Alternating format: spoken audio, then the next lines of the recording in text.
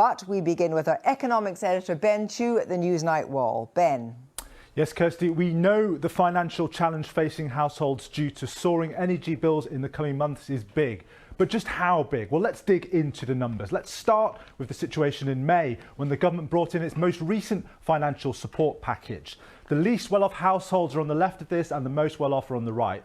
The blue bars show the expected increase in fuel bills this year over last year's levels, a rise of around £1,500, more for richer households because they tend to have larger homes. And the red bars show the total financial support being brought in by the government this year, topped up substantially in May, of course, around £1,000 per household, more for the less well-off because of the design of the support. Indeed, as you can see, most of the expected rise in fuel bills for those towards the bottom was at that stage expected to be almost entirely offset by the financial support. But a lot has changed since May, and not for the better. In May, the expectation was that the domestic energy price cap would rise to around £2,800 per household in the autumn.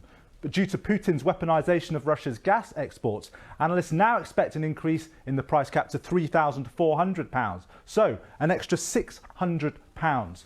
Look what happens to that earlier chart if you plug in that figure. You can see that £600 extra on bills now swamps the government's support pledged in May for everyone, including, of course, the least well-off, who face a choice between heating and eating if bills rise that high.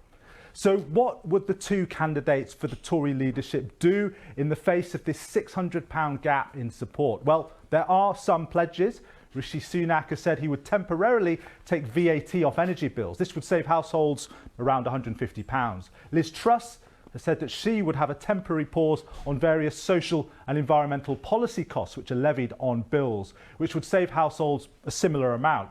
Truss has also said she would reverse the recent national insurance rise in an emergency budget. But while, according to calculations by the Resolution Foundation, this would save those in the richer half of households around £740, it would only save the poorer half around £140.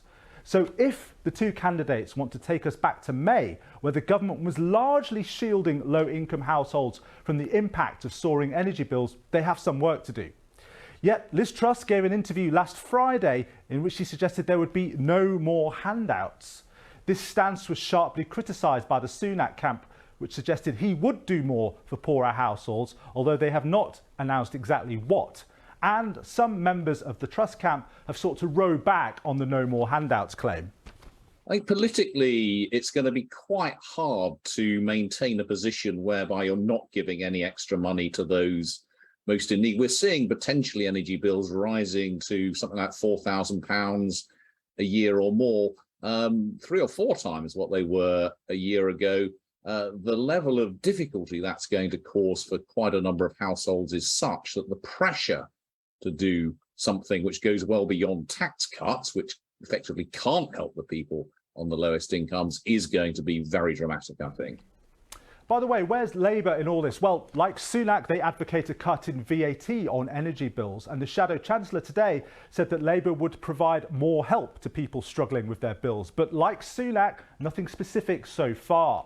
Now, the CBI today called on Boris Johnson, Truss and Sunak to come together now to devise an emergency financial plan for families, saying people are already suffering and support simply can't wait until a new PM is in place next month. So far, no sign of movement on that front, but it's going to feel a long time until the 5th of September, Kirsty.